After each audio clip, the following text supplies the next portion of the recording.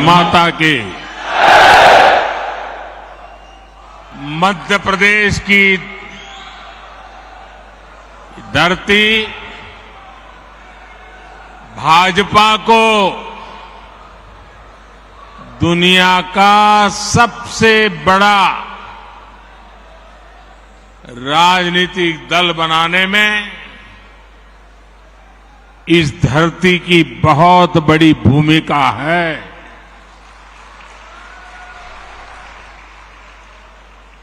और इसलिए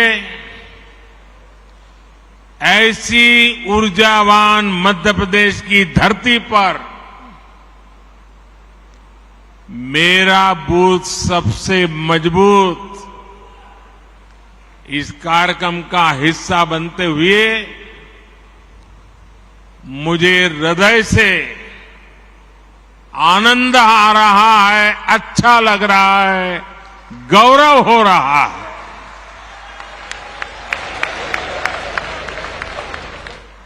अभी कुछ ही देर पहले ही मुझे देश के 6 राज्यों को जोड़ने वाली 5 वंदे भारत ट्रेनों को एक साथ हरी झंडी दिखाने का अवसर भी मिला है।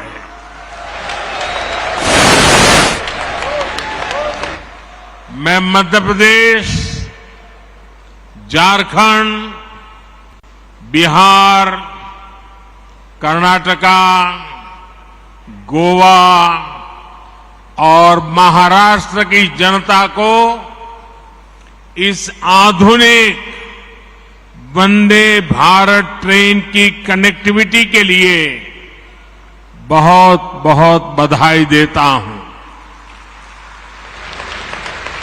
और इसमें मैं एमपी को भी विशेष बधाई दूंगा, क्योंकि आज एक साथ 2 वंदे भारत ट्रेनें ये मेरे मध्य प्रदेश के भाई बहनों को मिली है। अभी तक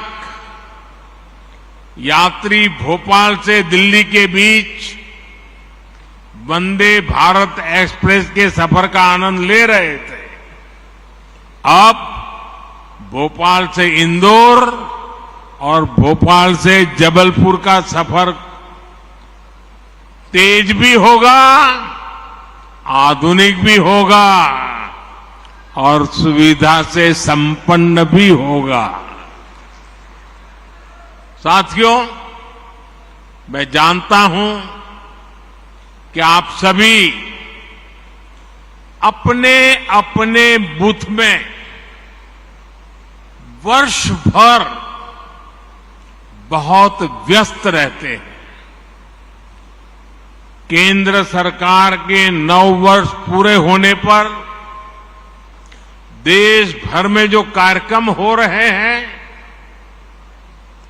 और उसमें आप लोग जो मेहनत करते हैं, दिन रात जुटे रहते हैं, उसकी जानकारियां लगातार मुझ तक पहुंच रही है। मैं जब अमेरिका और मिस्र में था तब भी आपके प्रयासों के बारे में मुझे लगातार जानकारी मिलती रहती थी। इसलिए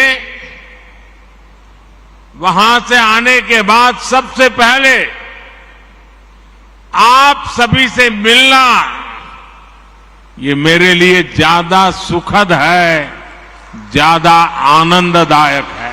भारत माता की। साथियों, भाजपा की सबसे बड़ी ताकत, भाजपा की सबसे बड़ी ताकत ये सबसे बड़ी ताकत आप सभी कार्यकर्ता है। मोदी, मोदी,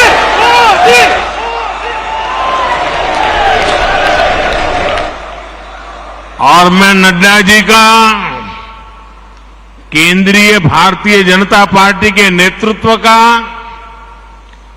राज्यों के भाजपा के नेतृत्व का, मध्य प्रदेश भाजपा नेतृत्व का हृदय से अभिनंदन करता हूं इस कार्यक्रम की रचना के लिए, क्योंकि आज मैं एक साथ बूथ में काम करने वाले करीब 10 लाख कार्यकर्ताओं को वर्चुअली संबोधित कर रहा हूं। आप तो इतने लोग यहां हैं, लेकिन देश का हर पोलिंग बूथ आज यहां आपसे जुड़ा हुआ है। शायद किसी भी राजनीतिक दल के इतिहास में ग्रास रूट लेवल पर ऑर्गेनाइज वे में इतना बड़ा कार्यक्रम कभी नहीं हुआ होगा। इतना बड़ा कार्यक्रम आज हो रहा है। एक और बात मैं गर्व से आज कहना चाहता हूं, मुख्यमंत्रियों की मीटिंग होना, पार्टी के अध्यक्षों की मीटिंग होना,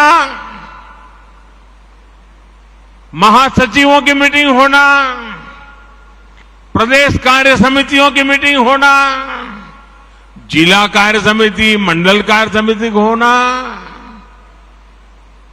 ये तो शायद लंबे अरसे से चल रहा है, होता भी है, लेकिन सिर्फ और सिर्फ बूथ का नेतृत्व करने वाले लोगों का सम्मेलन इतिहास में पहली बार होता होगा।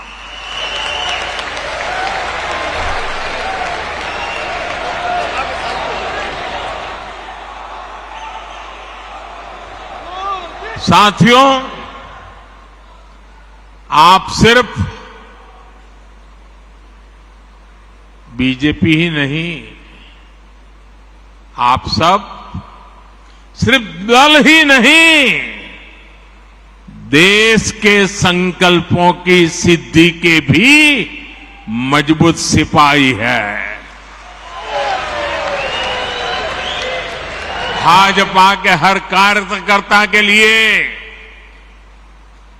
देश हित सर्वोपरि है। दल से बड़ा देश है। जहां दल से बड़ा देश हो, ऐसे कर्मठ कार्यकर्ताओं से बात करने के का मेरे लिए भी एक मंगल अवसर है। मैं भी बहुत उत्सुक हूं। मुझे नड्डा जी ने बताया कि मोदी जी आज भाषण तो बाद में, आज कुछ सवाल जवाब हो जाए।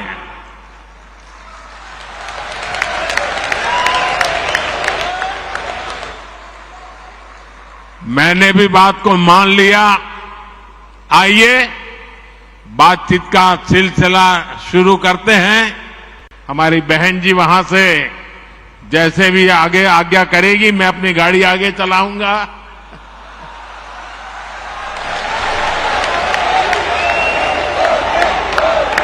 श्री राम पटेल, दमोह, मध्य प्रदेश। श्री राम पटेल, दमोह, मध्य प्रदेश। किस तरफ है? आदरणीय, हाँ बताइए, बताइए। आदरणीय मोदी, दिख रहा है, मैं स्क्रीन पे देख रहा हूं, आपको बताइए। आदरणीय मोदी जी प्रणाम।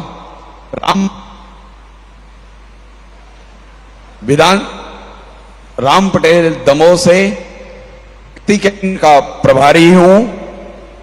बूथ 171 दमोह से आपको प्रणाम करता हूं। आपसे मैं प्रश्न करना चाहता हूं। आपने भी खुद मंडल स्तर पर तक कार्यकर्ता बनकर के काम किया है। ऐसे में आप राजनीति के अतिरिक्त सामाजिक जुड़ाव को कैसे देखते हैं, आपसे पूछना चाहता हूं आदरणीय प्रधानमंत्री जी। एक तो मुझे अच्छा लगा कि आप रोज की राजनीति की आपाधापी के बजाय किसी और दिशा में सवाल को लाए हैं। आप बैठिए, मेरा जवाब थोड़ा लंबा हो जाएगा, आप बैठिए आराम से। देखिए, जो एक बूथ होता है वो अपने आप में एक बहुत बड़ी इकाई है। हमें कभी भी बूथ की इस इकाई को छोटा नहीं समझना चाहिए।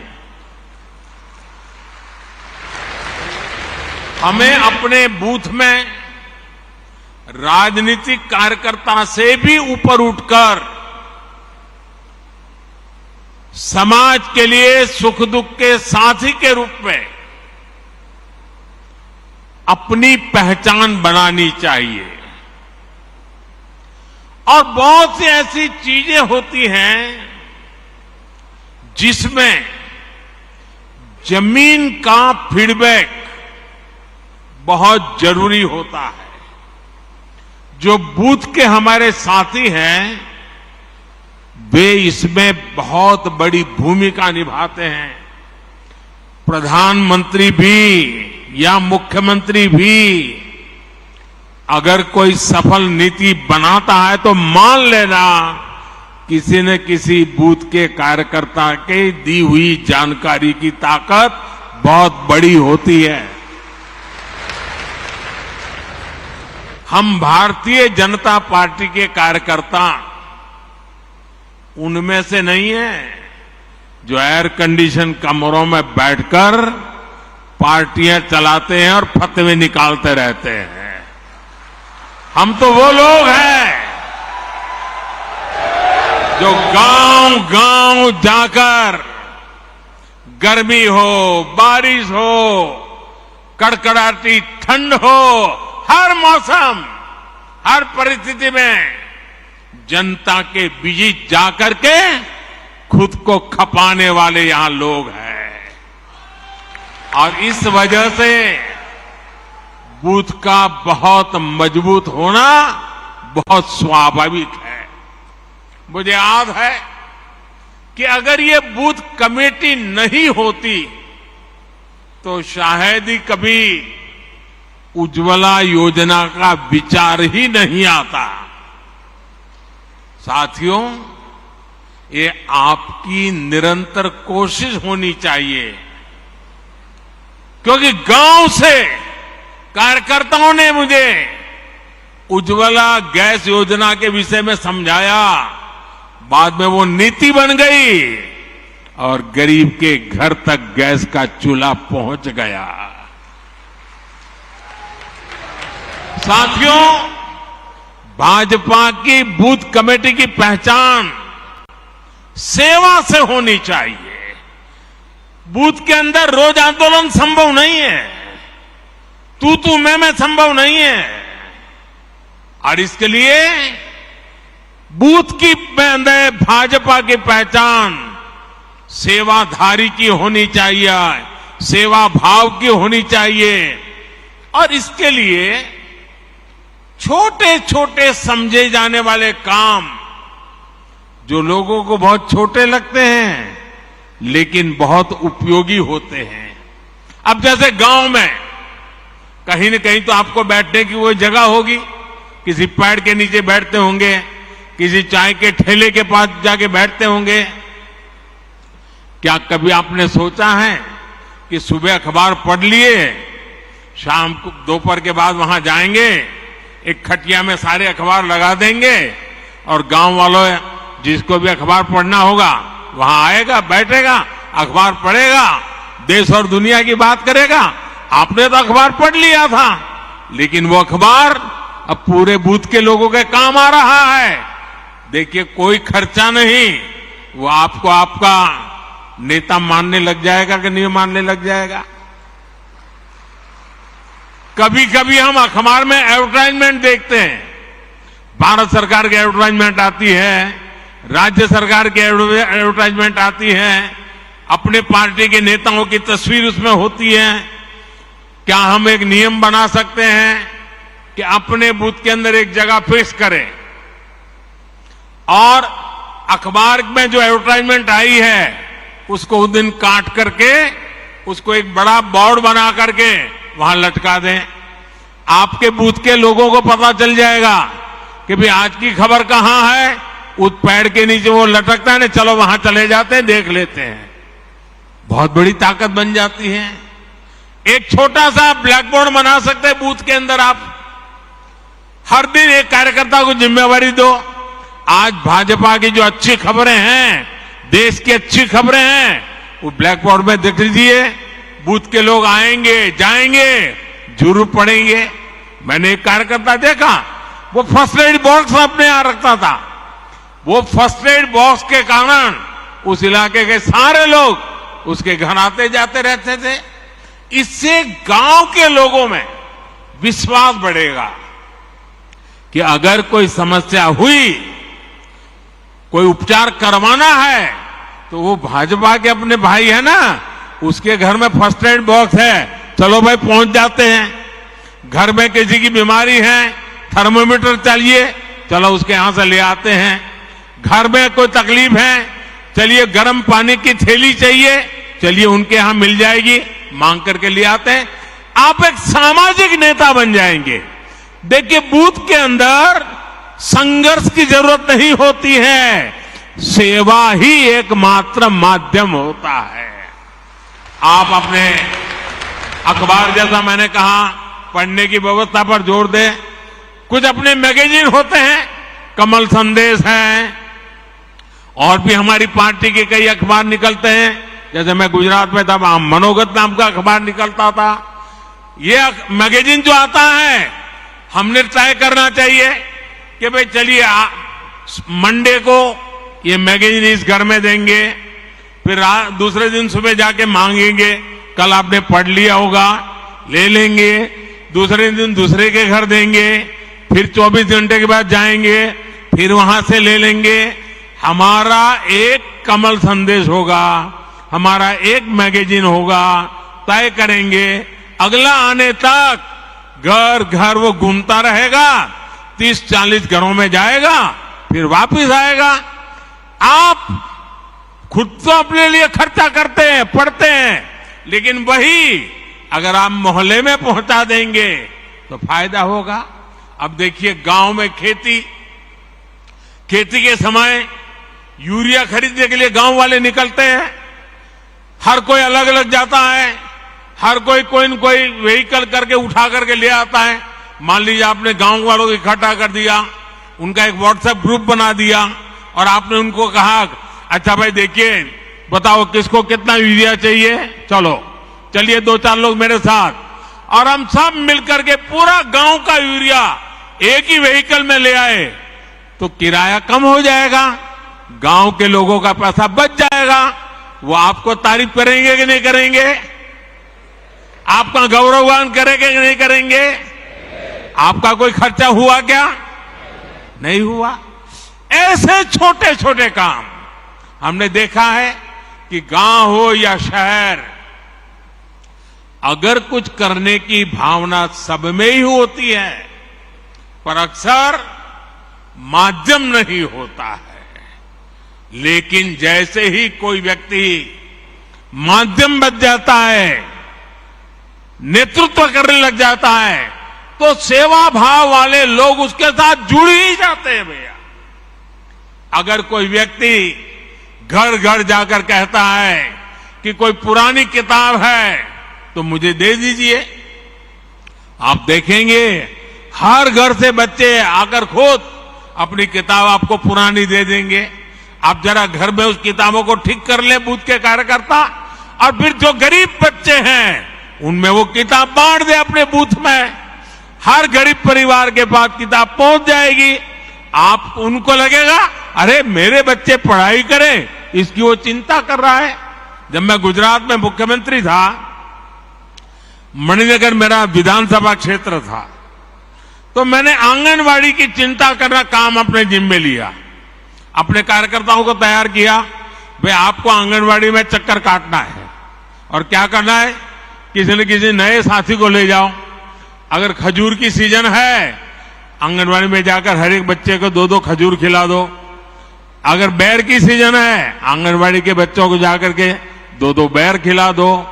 अगर कोई अच्छी टॉफी आ गई है, 2-2 टॉफी जाके, न्यूट्रिशन का प्रॉब्लम भी सॉल्व होगा, उन गरीब परिवारों से भी दोस्ती बन जाएगी और इस इलाके में कोई जाने या न जाने आप निकलेंगे, हर बच्चा आपको जानता होगा। ये एक बहुत बड़ी ताकत बन जाती है साथियों। इस ताकत पर हमें जोर देना चाहिए और ये जितना करेंगे, हमें गांव-गांव में, शहर में, कस्बे में जाकर इस तरह से काम करते रहना चाहिए, तब जाकर के हमारे बूथ की ताकत बनती है। जब आप जनता से जुड़े ऐसे छोटे छोटे काम करोगे तो मुझे पक्का विश्वास है पूरे बूथ में कोई परिवार ऐसा नहीं होगा जो आपसे दूरी करेगा, वो आपसे नहीं जुड़ेगा। आपकी पहचान एक भाजपा के कार्यकर्ता से आगे बढ़कर एक समाज सेवक की तरह बने, इसके लिए बूथ के अंदर लगातार काम करना चाहिए। और यहां से आप बूथों में जाने वाले हो, अलग अलग बूथ में रहने वाले हो, वहां जरूर जाकर के इन चीजों का प्रयोग कीजिए। आप देखना, आपकी तरफ देखने का, आपके बूथ के कार्यकर्ताओं की तरफ देखने का पूरा दृष्टिकोण बदल जाएगा। आइए, कुछ और साथी भी पूछना चाहते हैं, अगले सवाल पर चलते हैं। अगला प्रश्न Shri Salla Ramakrishnan, Andhra Pradesh. Good morning sir, my name is Salla Ramakrishna, Araku parliament district.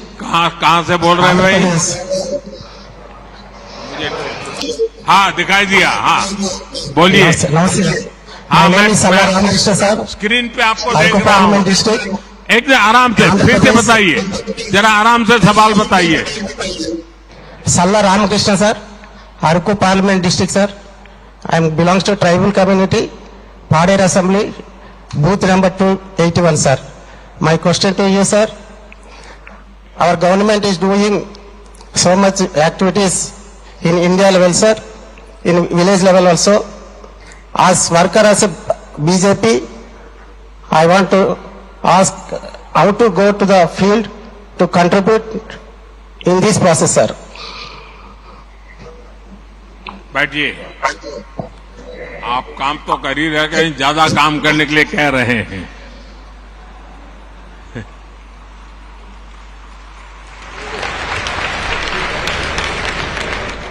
देखिए, कार्यकर्ता के दिल में और ज्यादा काम करने की भूख होना, ये भी बहुत बड़ी ताकत है। आंध्र गारू को मेरा अभिनंदन। देखिए, 2047 में जब हमारे देश की आजादी के 100 साल होंगे और हम देश को विकसित भारत बनाना चाहते हैं, लेकिन भारत विकसित तभी होगा जब गांव विकसित होगा। और इसलिए हर गांव का संकल्प बनना चाहिए कि 2047 के पहले हमें अपना कार्य क्षेत्र, गांव होगा, पंचायत होगी, नगर होगा, महानगर होगा, हमें उसे भी डेवलप बनाना है, समस्याओं से मुक्त करना है। और इसके लिए छोटे छोटे प्रयास ही बहुत बड़ी असर दिखा सकते हैं। जैसे कि हमारा गांव कैसे हरा भरा हो, कैसे गांव में स्वच्छता को लेकर हम अलग अलग कार्यक्रम शुरू कर सकते हैं। हम गांव में सोलर को कैसे बढ़ाएं, सोलर एनर्जी की गांव में कैसे आदत डालें।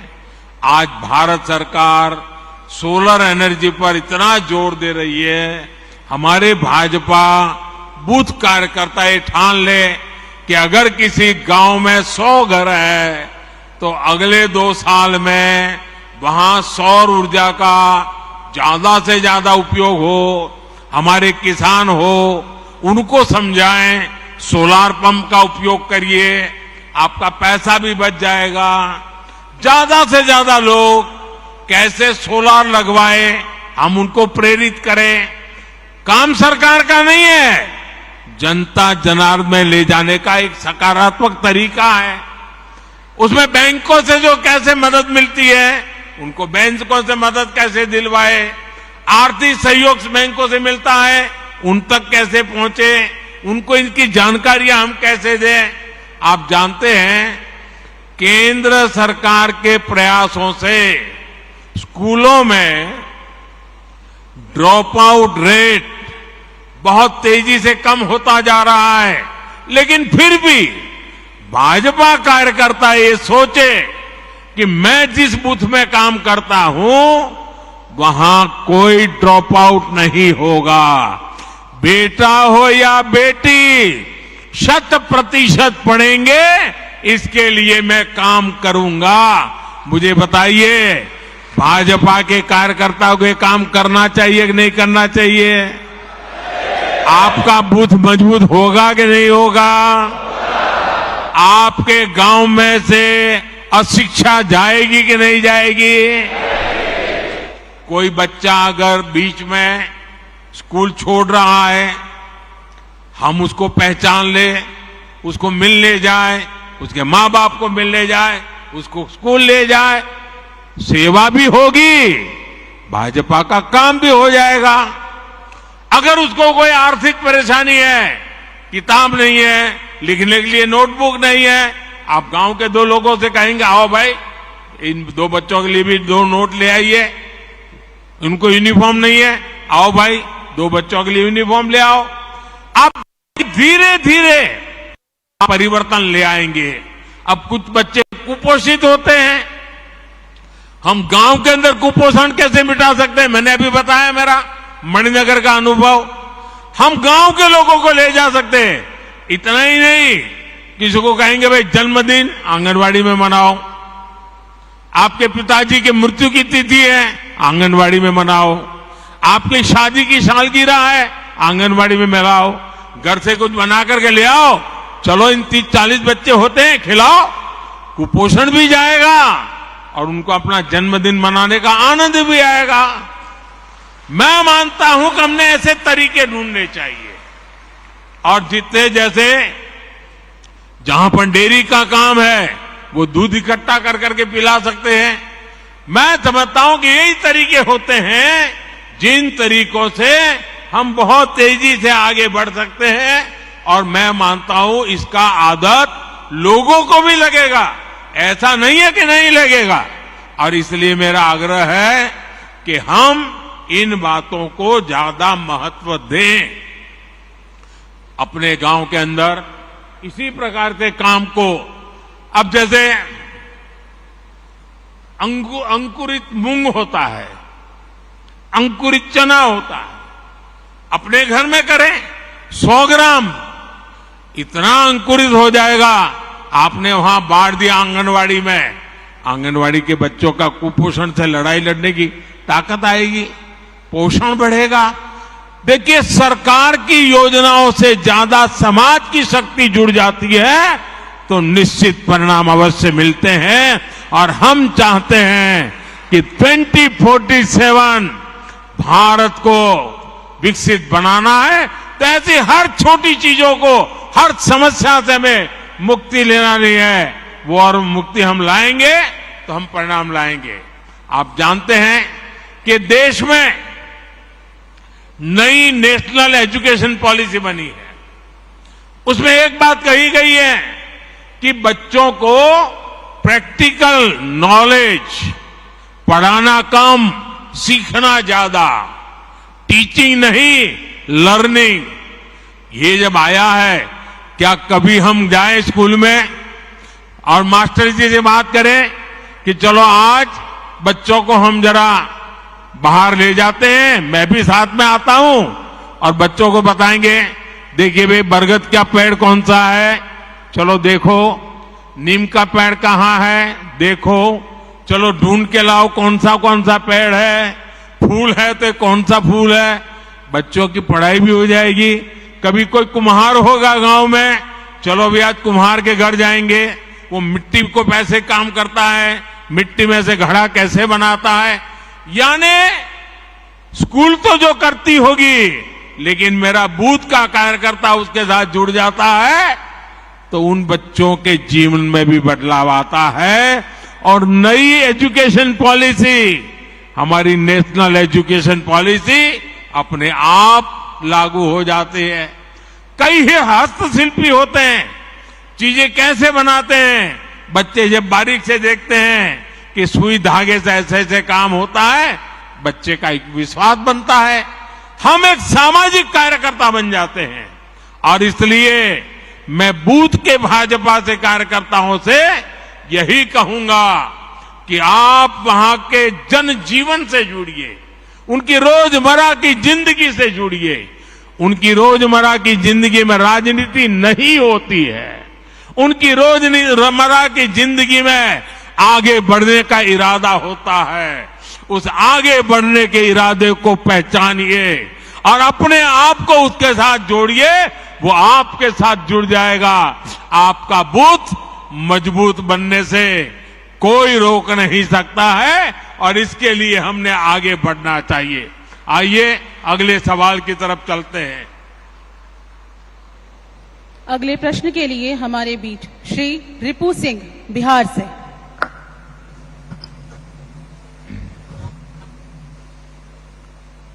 बताइए।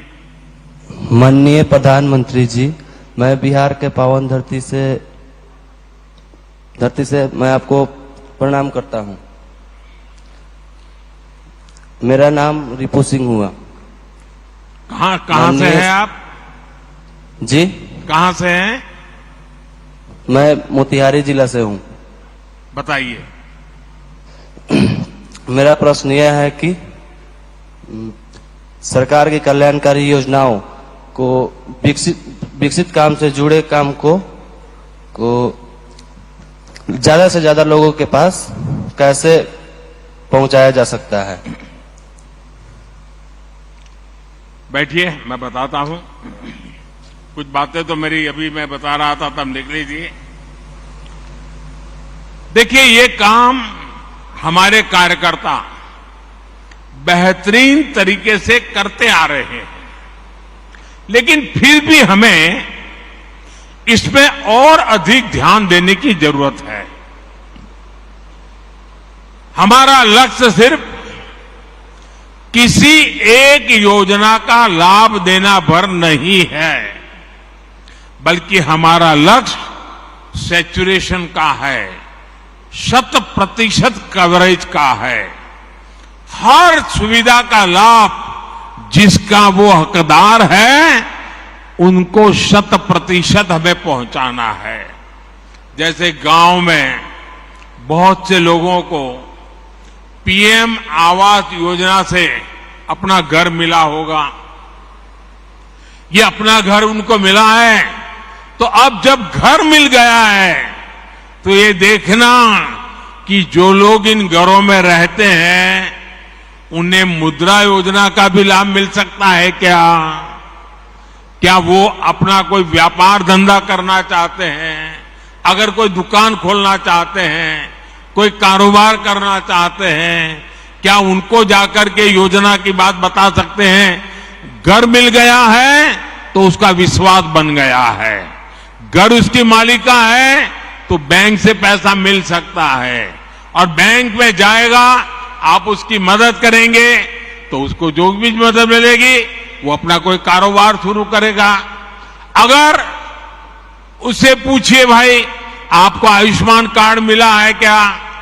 गरीब परिवार को 5 लाख रुपए तक की बीमारी के समय मदद मोदी जी के यहां से आती है, ये बता करके उसको कार्ड दिखाइए और उसको बताइए देखिए अपने गांव के फलाने को ये लाभ मिला है, टिकने को मिला है, पड़ोस वाले गांव को उसको मिला है, तो उसका विश्वास बढ़ेगा।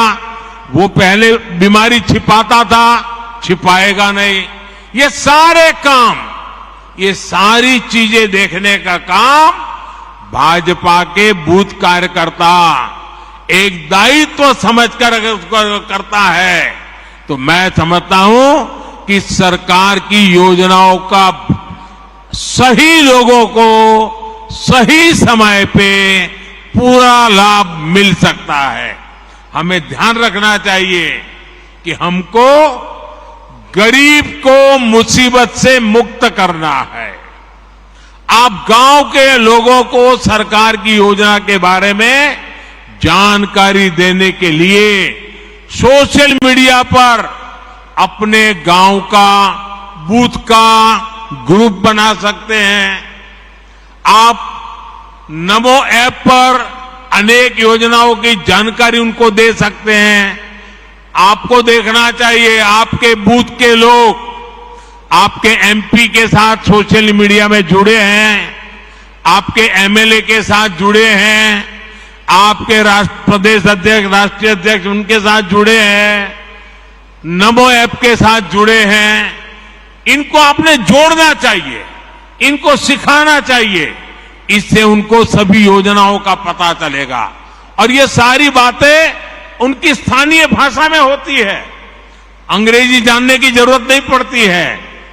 जिस भाषा में लोग समझते हैं उस भाषा में आप जानकारी उनको पहुंचा सकते हैं।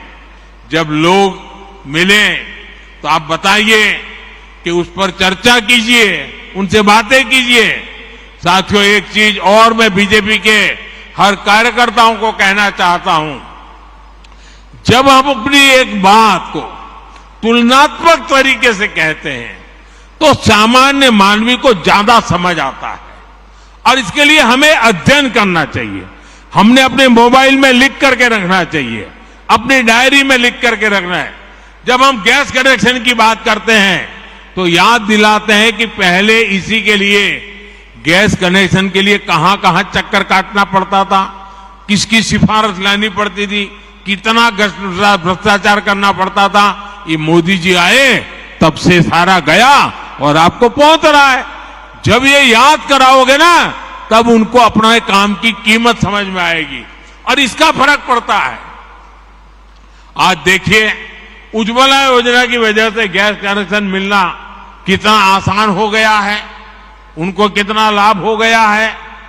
तो हम जब कोई भी बात तुलना के साथ समझाते हैं तो वो लोगों को ज्यादा याद रहता है।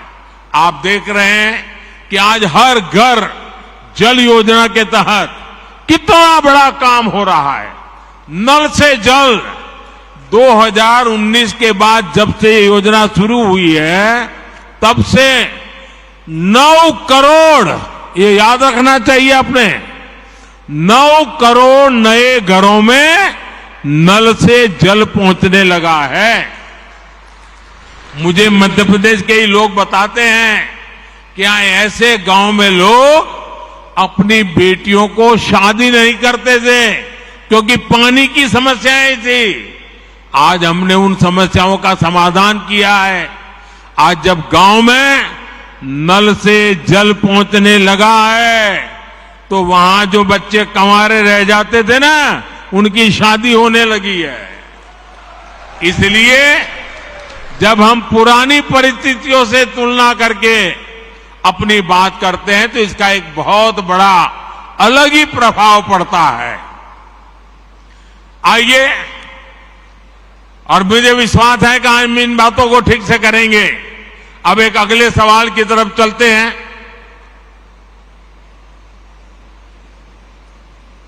अगला प्रश्न है उत्तराखंड से बहन हिमानी वैष्णव का। जय बद्री विशाल माननीय प्रधानमंत्री जी। माननीय प्रधानमंत्री जी को मेरा सादर प्रणाम। मेरा नाम डॉक्टर हिमानी वैष्णव है। मैं देवभूमि उत्तराखंड के सीमांत क्षेत्र चमोली जनपद से हूं। माननीय प्रधानमंत्री जी को मेरा प्रश्न है, पहले सामाजिक न्याय के नाम पर तुष्टीकरण को बढ़ावा दिया गया। हमारी सरकार ने संतुष्टीकरण पर बल दिया और उनको भी पूछा जिनको किसी ने नहीं पूछा। पहले की तुलना में अब आए अंतर को हम सामान्य जन को कैसे बताएं? हार्दिक धन्यवाद। बहुत ही सवाल बहन आपने पूछा है। कुछ लोग सिर्फ अपने दल के लिए जीते हैं, दल का ही भला करना चाहते हैं। वो ये सब इसलिए करते हैं क्योंकि उन्हें भ्रष्टाचार का, कमीशन का, मलाई खाने का, कटमनी का हिस्सा मिलता है। उन्होंने जो रास्ता चुना है उसमें ज्यादा मेहनत नहीं करनी पड़ती और ये रास्ता है तुष्टीकरण का, वोट बैंक का, गरीब को गरीब बनाए रखने, वंचित को वंचित बनाए रखने से ही उनकी राजनीति चलती है। तुष्टीकरण का ये रास्ता कुछ दिनों तक तो फायदा दे सकता है, लेकिन ये देश के लिए महाविनाशक होता है। ये देश के विकास को रोक देता है, देश में तबाही लाता है, देश में भेदभाव पैदा करता है, समाज में दीवार खड़ी करता है। एक तरफ इस तरह के लोग जो तुष्टीकरण करके अपने स्वार्थ के लिए छोटे छोटे कुनबे दूसरों के खिलाफ खड़े कर देते हैं, और दूसरी तरफ हम भाजपा के लोग हैं, हमारे संस्कार अलग हैं, हमारे संकल्प बड़े हैं और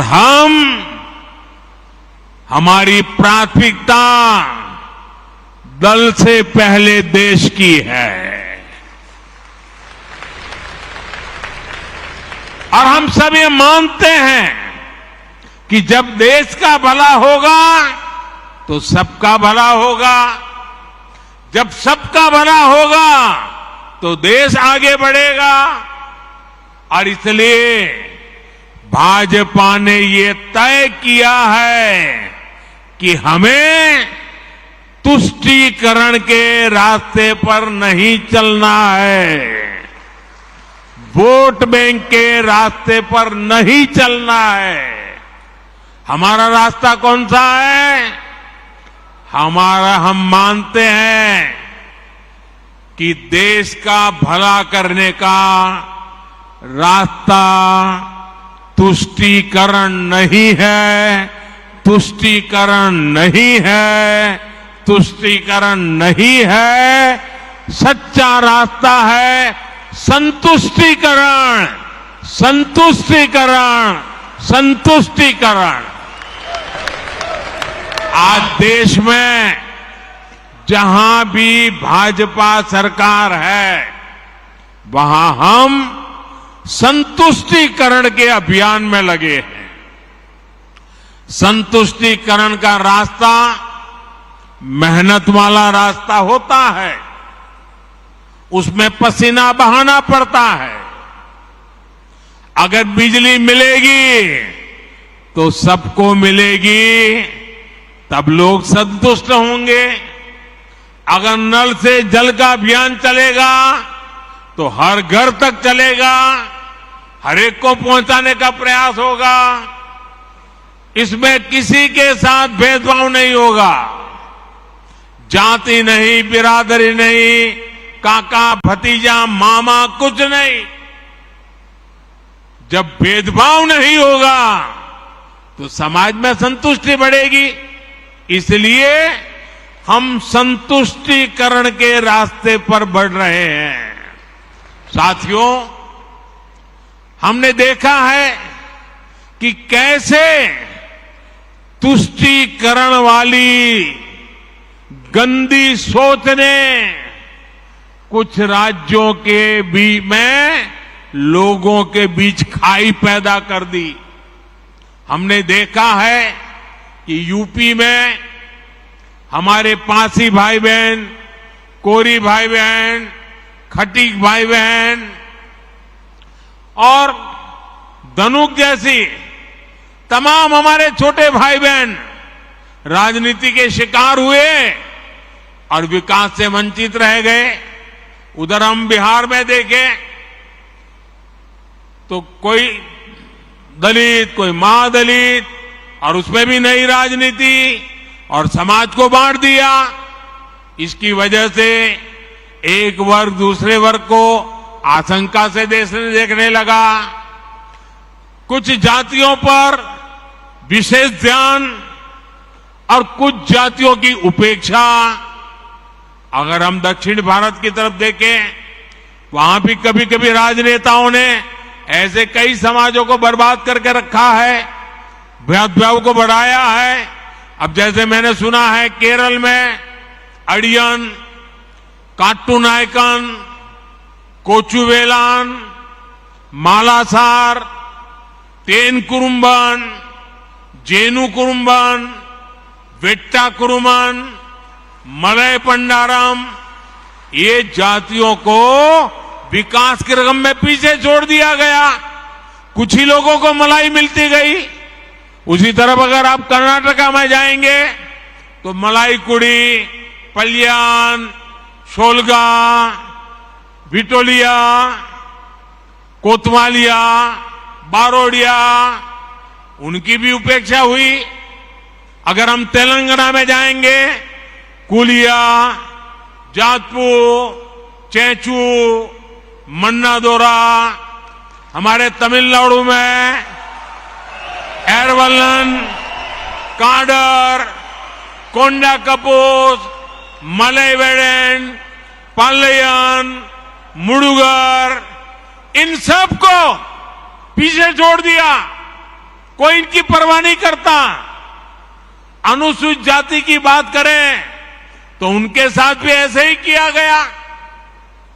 केरल में अयनवर, कुसा, वल्लुवन, नलकादाया, पनन, तमिलनाडु में बेरा, माविलन, नैदी, थोटी, वल्लोन, जग्गली, जम्बुवलू, ऐसे अनेक जातियां हैं। क्या हारा करके रखा है उनका।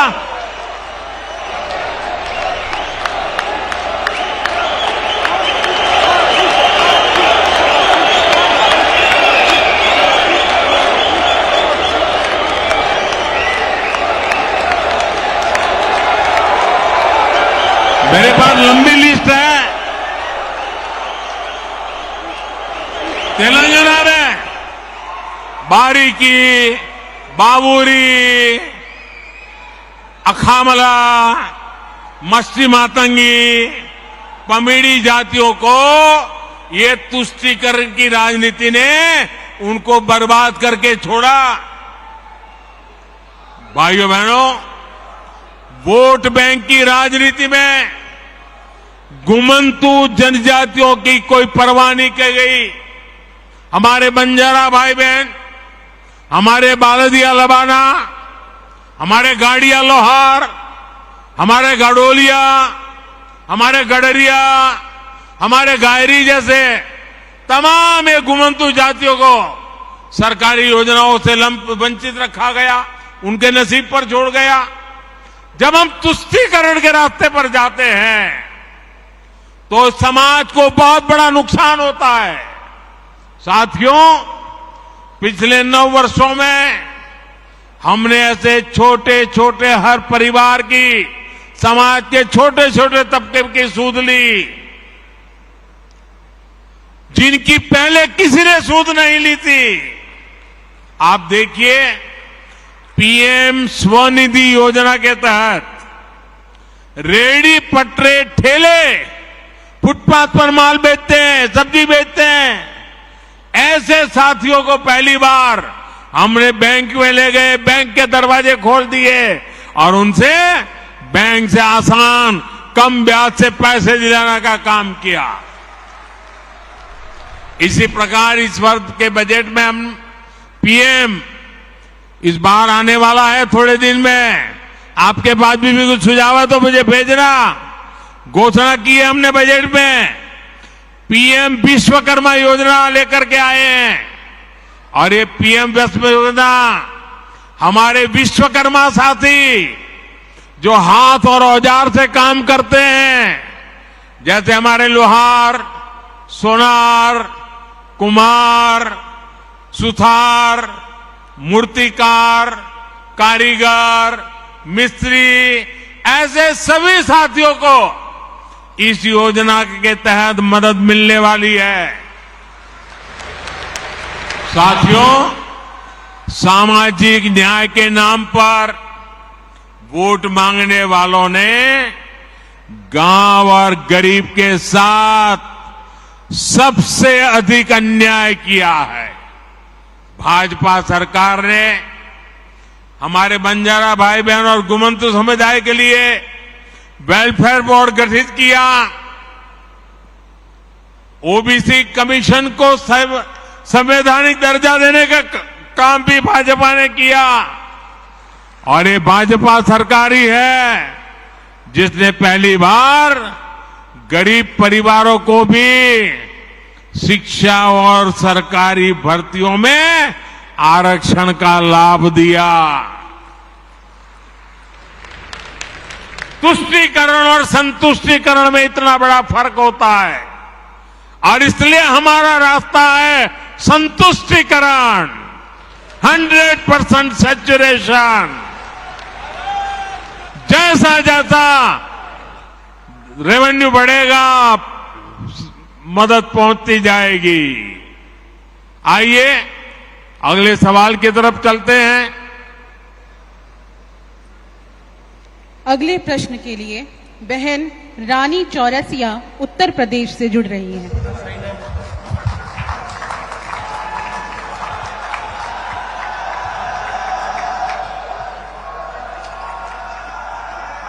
जय जय शीतला माता की। देश के यशस्वी प्रधानमंत्री जी को मेरा बहुत बहुत प्रणाम है। प्रधानमंत्री जी वोट बैंक की राजनीति करने वाले उन्होंने देश को बहुत नुकसान पहुंचाया है। जैसे ही मोदी जी बड़ा काम देश के लिए करते हैं, इनका विरोध का नारा 7वें आसमान पे पहुंच जाता है। पहले हमने देखा था कि ये सभी 3 तलाक का बहुत विरोध कर रहे थे और अब यूनिफॉर्म सिविल कोड का विरोध कर रहे हैं, जिससे हमारे जो मुस्लिम भाई बहन हैं उनको काफी भ्रम हो रहा है और वे सब भ्रमित हो जा रहे हैं। कैसे इनको हम समझाएं? कृपया अपना मार्गदर्शन प्रदान करें। एक तो मैं आपको बधाई देता हूं, आपने ये सवाल पूछा। इस सवाल से मैं पूरा विश्वास से कह सकता हूं कि आप जमीन से जुड़ी हुई कार्यकर्ता हैं, लोगों के बीच रह करके लोगों के सुख दुख को जानने वाली बहन है आप, और इसलिए मैं पहले तो आपको बधाई देता हूं। देखिए, मुझे लगता है, यानी देखिए, हमें थोड़ा अध्ययन करना चाहिए। मुझे लगता है कि जो भी 3 तलाक के पक्ष में बातें करते हैं, 3 तलाक की वकालत करते हैं, ये वोट बैंक भूखे लोग मुस्लिम बेटियों के साथ बहुत बड़ा अन्याय कर रहे हैं।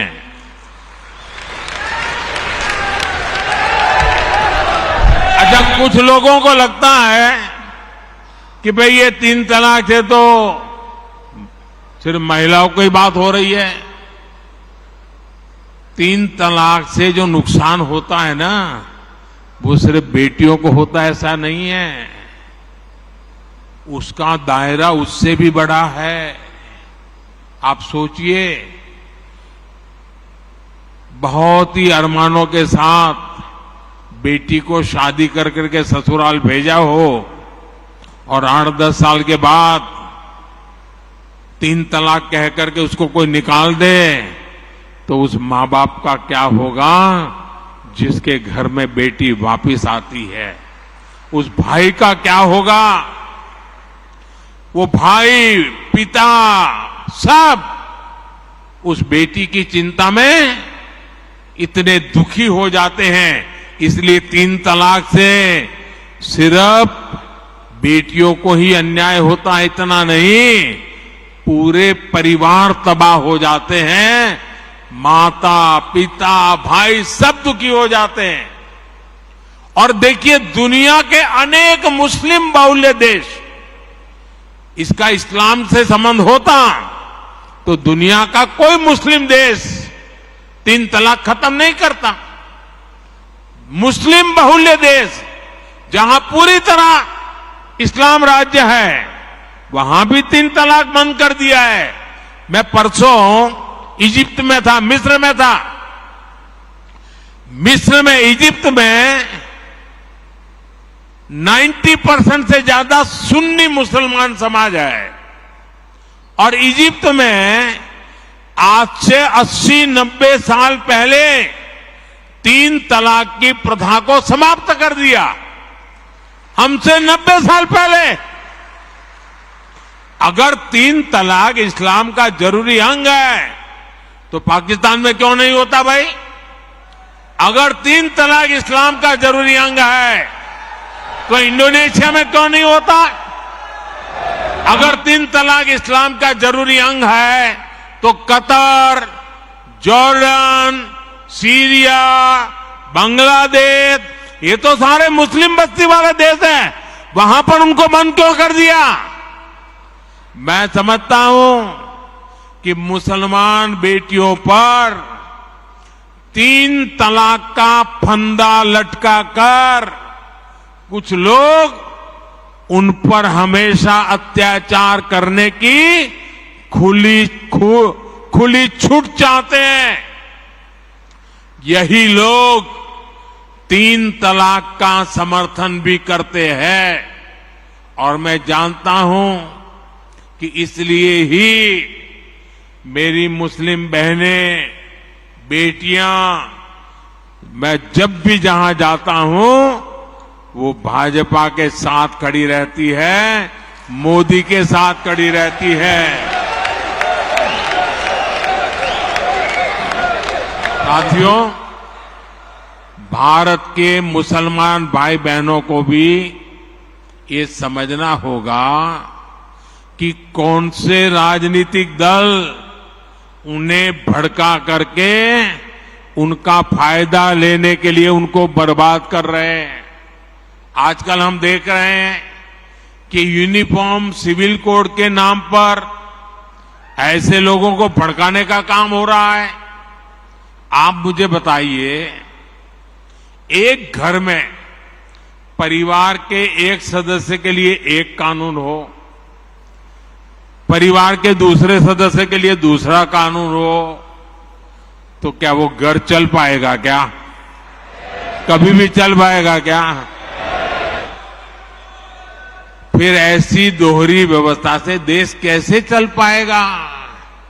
हमें याद रखना है कि भारत के संविधान में भी नागरिकों के समान अधिकार की बात कही गई है। साथियों, ये लोग हम पर आरोप लगाते हैं, लेकिन सच ये है कि यही लोग मुसलमान करते हैं। अगर ये मुसलमानों के सही मायने में हितैषी होते तो अधिकांश परिवार, मेरे मुस्लिम भाई बहन, शिक्षा में पीछे न रहते, रोजगार में पीछे न रहते, मुसीबत की जिंदगी जीने के लिए मजबूत नहीं रहते। और सुप्रीम कोर्ट ने बार बार कहा है, सुप्रीम कोर्ट डंडा मारती है, कह रही है कॉमन सिविल कोड लाओ, लेकिन ये वोट बैंक के भूखे लोग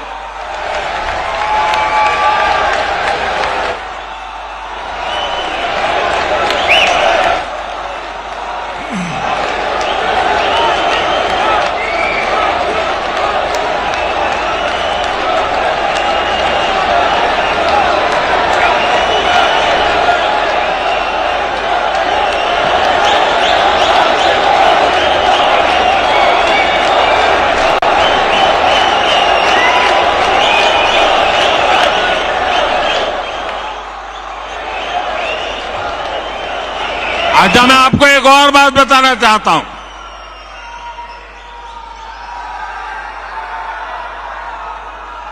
अगर आप हमारे मुसलमान भाई बहनों की तरफ देखोगे और मैं देखता हूं कि जो हमारे पसमानदा मुसलमान भाई बहन हैं,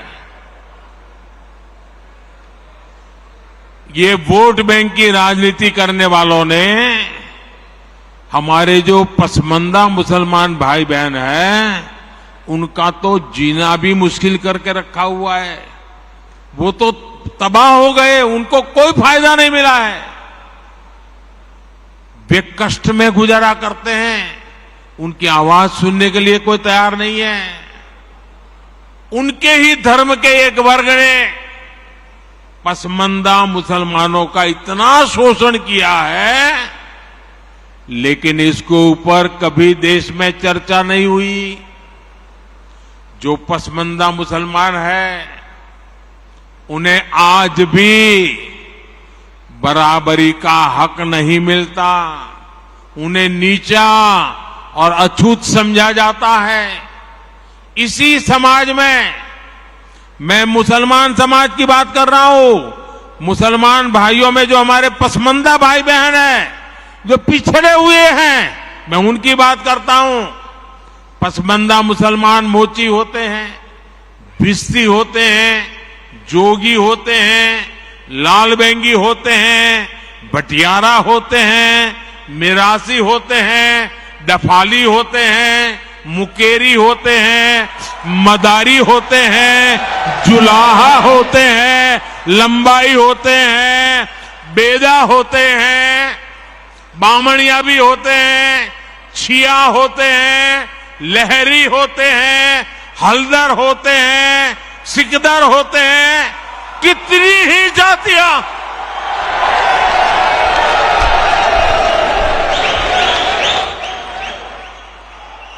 ये सब इतने पिछड़े रहे हैं, इनके साथ इतना भेदभाव हुआ है। भाइयों बहनों, इस भेदभाव का नुकसान उनकी कई पीढ़ियों को भुगतना पड़ा, लेकिन भाजपा देश के हर नागरिक के लिए सबका साथ सबका विकास की भावना से काम कर रही है। आयुष्मान भारत योजना ने उन्हें भी स्वास्थ्य सुविधा का हक दिया है। पीएम आवास योजना के तहत उन्हें भी अपना पक्का घर मिल रहा है। बीजेपी के कार्यकर्ता जब इन तथ्यों और तर्कों के साथ मुसलमान भाई बहनों के पास जाएंगे तो उन्हें ज्यादा बेहतर तरीके से समझाएंगे और उनका भ्रम भी दूर होगा।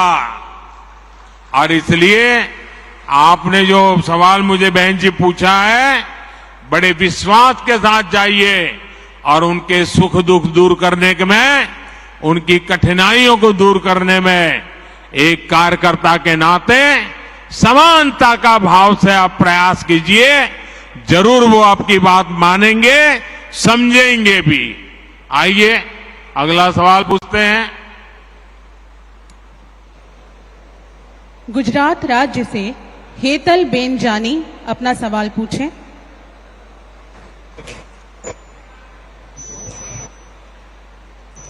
नमस्कार।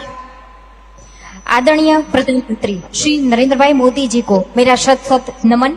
मैं हेतल जानी गुजरात के सुरेंद्रनगर जिले से बोल रही हूँ। मैं आपसे एक सवाल करना चाहती हूँ कि भारतीय जनता पार्टी के खिलाफ कई दल एकजुट होकर भारतीय जनता पार्टी के खिलाफ कई दल एकजुट होकर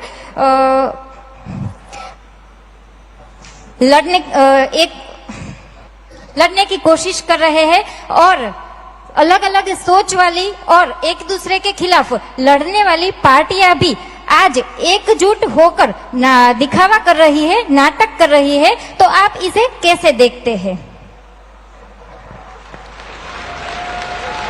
मुझे लगता है आपको भारी गुस्सा है ऐसे लोगों पर।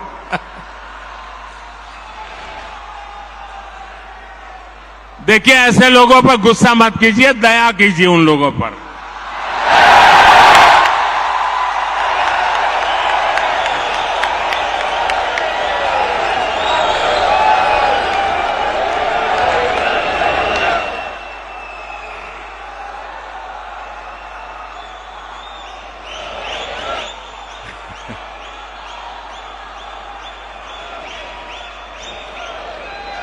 अच्छा, आपको याद होगा, जरा मैं पुरानी बात याद कराता हूं। हमने 2014 का चुनाव देखा है और 2019 का भी चुनाव देखा है। देखा है ना? याद है ना? 2014 के हालात क्या थे, याद है ना? 2019 के हाल क्या थे, वो याद है ना? भाजपा के जो घोर विरोधी दल है, 2014 हो या 19, वो कितने ही घोर विरोधी थे, लेकिन उन दोनों चुनावों में हमने देखा कि इतनी छटपटाहट नहीं दिखी जितनी आज दिख रही है।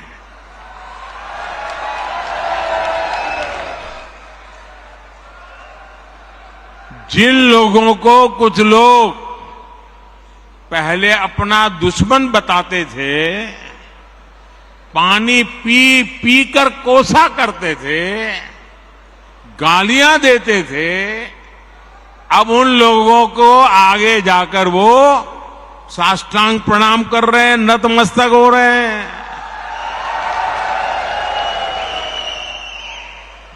ये उनकी मजबूरी है। ये विपक्षी दलों की हरकतों से, उनकी घबराहट से साफ है कि देश की जनता ने 2024 के चुनाव में भाजपा को वापस लाने का मन बना लिया है।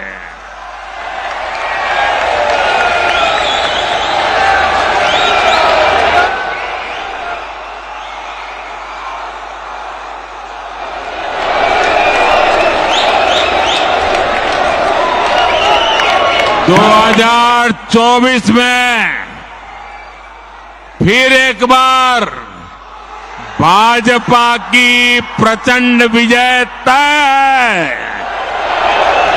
इसी वजह से ये सारे विपक्षी दल बौखलाए हुए हैं। इसलिए इन्होंने तय किया है कि चुनाव से कुछ महीने पहले किसी भी तरीके से जनता को गुमराह करके, कुछ लोगों को बरगलाकर, झूठे आरोप लगाकर सत्ता हासिल की जाए। आप जरा प्यार से बैठिए भैया।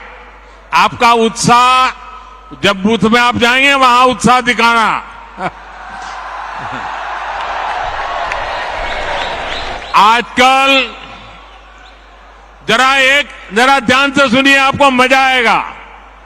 एक बात मैं आपको बताता हूं, आप बैठिए, आगे आने की कोशिश मत कीजिए भैया, आप बैठिए। आजकल एक नया शब्द बहुत पॉपुलर किया जा रहा है, वो शायद शब्द आपके कान पर भी आया होगा। वो जो नया शब्द पॉपुलर किया जा रहा है वो शब्द है गारंटी। बार बार शब्द आता है गारंटी।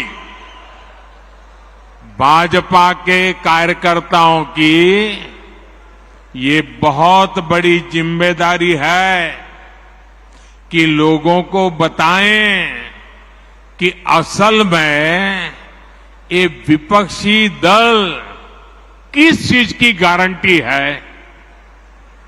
जानना चाहिए ना भाई, ये विपक्षी सब जो है वो किस चीज की गारंटी है। ये सारे लोग, ये दल गारंटी है भ्रष्टाचार की। ये गारंटी है लाखों करोड़ रुपयों के घोटालों की। कुछ दिन पहले इनकी एक फोटो ऑप कार्यक्रम हुआ था, मिलकर के फोटो निकालने का एक कार्यक्रम हुआ था।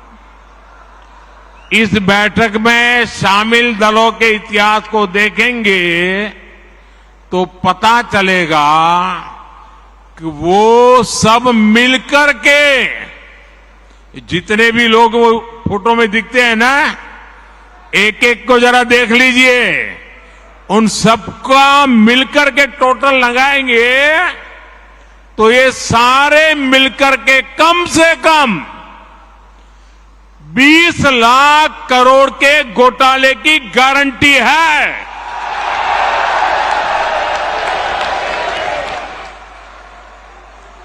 और कांग्रेस का घोटाला ही अकेले लाखों करोड़ों का है।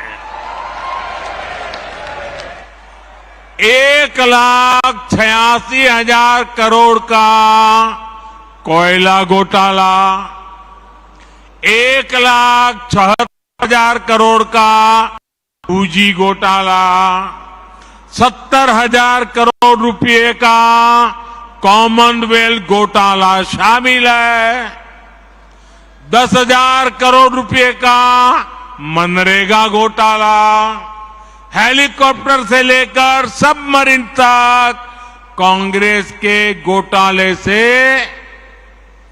कोई ऐसा क्षेत्र नहीं है जो कांग्रेस के घोटाले की हाथ का शिकार न हुआ हो। अब दूसरा देखिए, आरजेडी हजारों करोड़ के घोटाले का आरोप है। चारा घोटाला,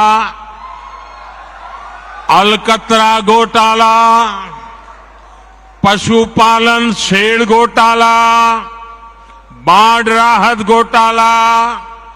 आरजेडी के घोटालों की इतनी लंबी सूची है, अदालतें भी थक गई, एक के बाद एक सजा घोषित करती चली जा रही है।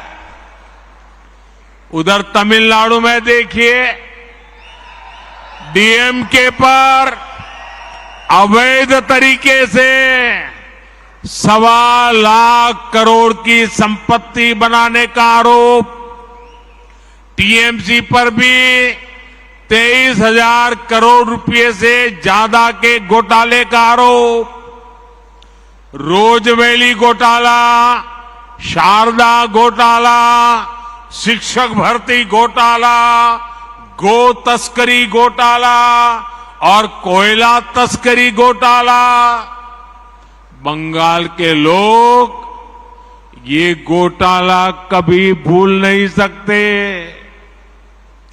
अगर मैं एनसीपी की बात करूं तो एनसीपी पर भी करीब करीब 70,000 करोड़ रुपए के घोटालों का आरोप है। महाराष्ट्र स्टेट कोऑपरेटिव बैंक घोटाला, महाराष्ट्र सिंचाई घोटाला, अवैध खनन घोटाला, इनकी लिस्ट भी बहुत लंबी है। इन पार्टियों के घोटालों का मीटर कभी डाउन ही नहीं होता। मैं तो कहूंगा कि बीजेपी के किसी कार्यकर्ता को कोशिश करनी चाहिए कि इन पार्टियों का घोटाला मीटर बनाने की एक बढ़िया, आप में से जो इनोवेटिव हो ना, बढ़िया इनके घोटालों का मीटर बढ़ा दीजिए। हाँ, इन पार्टियों के पास घोटालों का ही अनुभव है, इसलिए अगर कोई गारंटी है इनकी तो एक ही गारंटी है, और वो गारंटी है घोटालों की गारंटी। अब देश को तय करना है, क्या ये घोटालों की गारंटी को देश स्वीकार करेगा? देश स्वीकार करेगा? लेकिन दोस्तों, मैं आपके बीच में से पल करके बड़ा हुआ हूं, आपसे साथ काम करते करते आपने मुझे यहां पहुंचाया है, तो आज मैं भी एक गारंटी देना चाहता हूं। दे दूं? दे दूं? दे दूं? अगर उनकी घोटाले की गारंटी है तो मोदी की भी एक गारंटी है।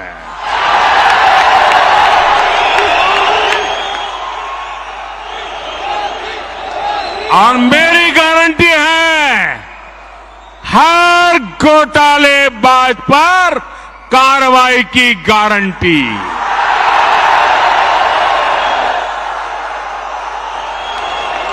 हर चोर लुटेरे पर कार्रवाई की गारंटी। जिसने गरीब को लूटा है, जिसने देश को लूटा है, उसका हिसाब तो हो करके रहेगा।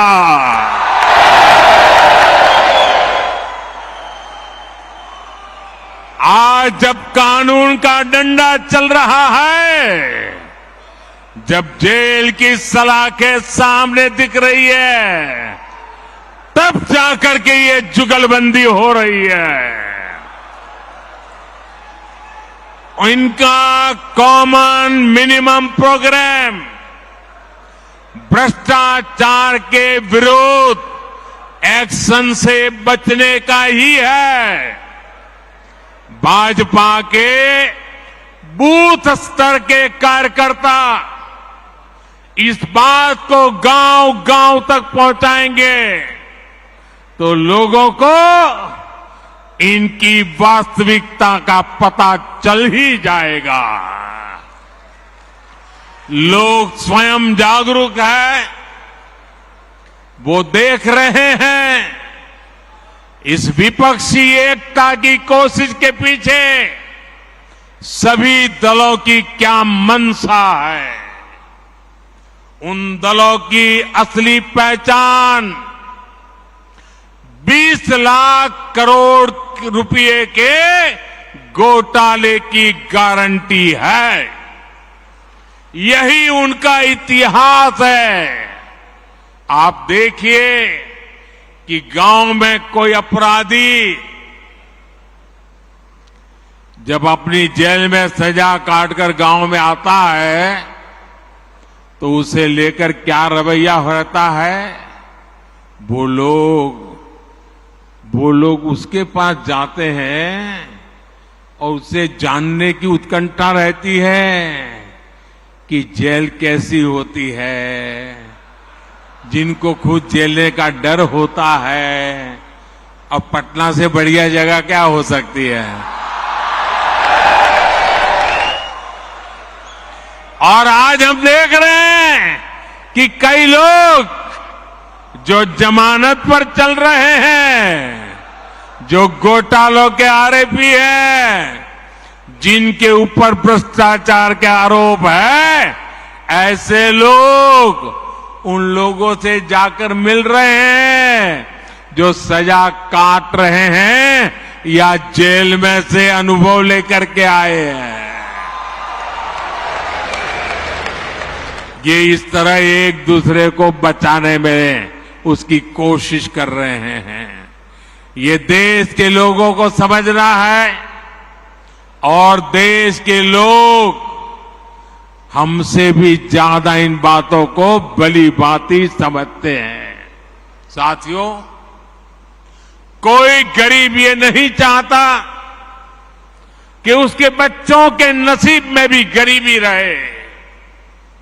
हमें लोगों को ये बताना होगा कि उन्होंने अपने बच्चों का भविष्य सुधारने के लिए जिनको वोट दिया उसका क्या परिणाम हुआ। परिवार के नाम पर वोट मांगने वालों ने अपने परिवार का भला किया। अब आपको सोच समझकर तय करना है कि आप किसका भला होता देखना चाहते हैं।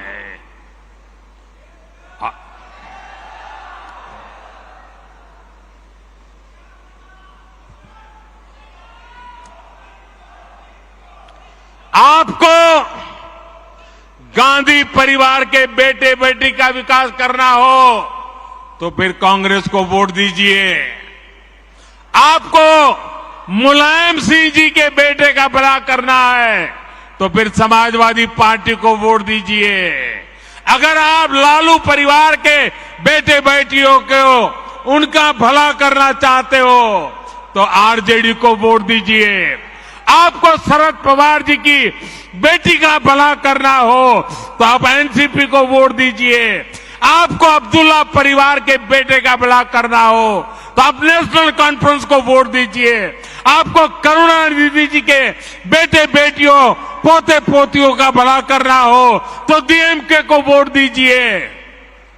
आपको के चंद्रशेखर राव की बेटी का भला करना हो तो आप बीआरएस को वोट दीजिए। लेकिन मेरी बात ध्यान से सुनिएगा। मेरे देशवासियों, मेरी बात ध्यान से सुनिएगा। अगर आपको अपने बेटे का, अपनी बेटी का, अपने पोते का, अपनी पोती का, अपने नाते का, अपनी नाती का, अगर आपको अपने परिवार के बच्चों का भला करना है तो आप वोट भाजपा को दीजिए।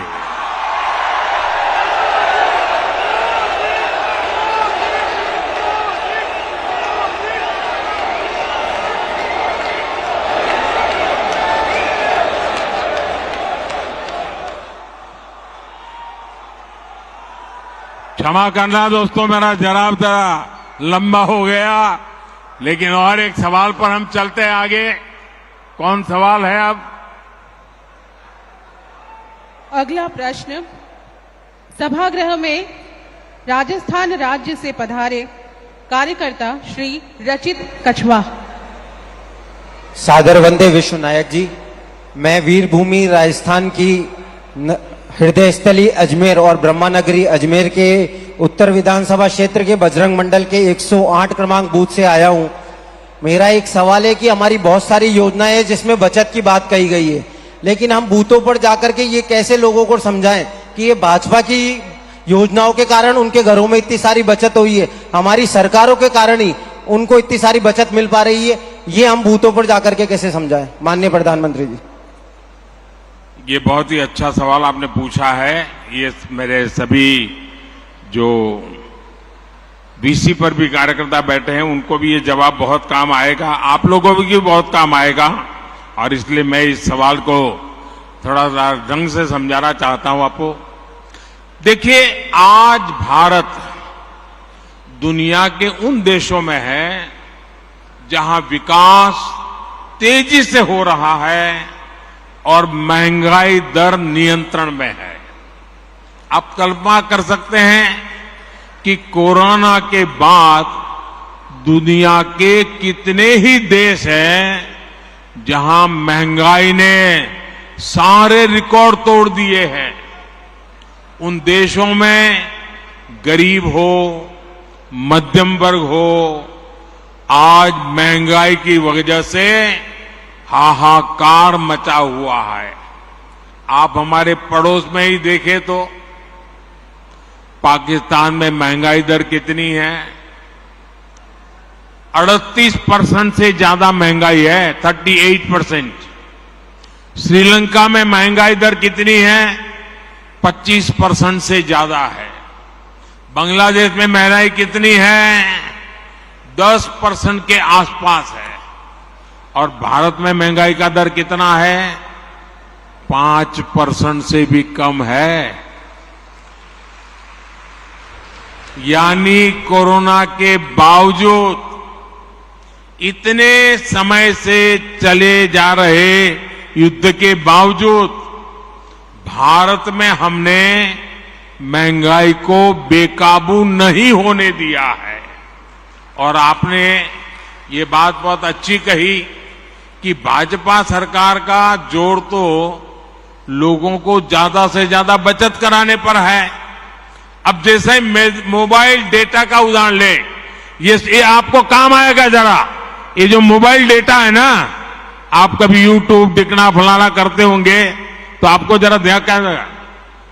आज हर भारतीय हर महीने करीब करीब एवरेज करीब 20 जीबी डेटा इस्तेमाल करता है।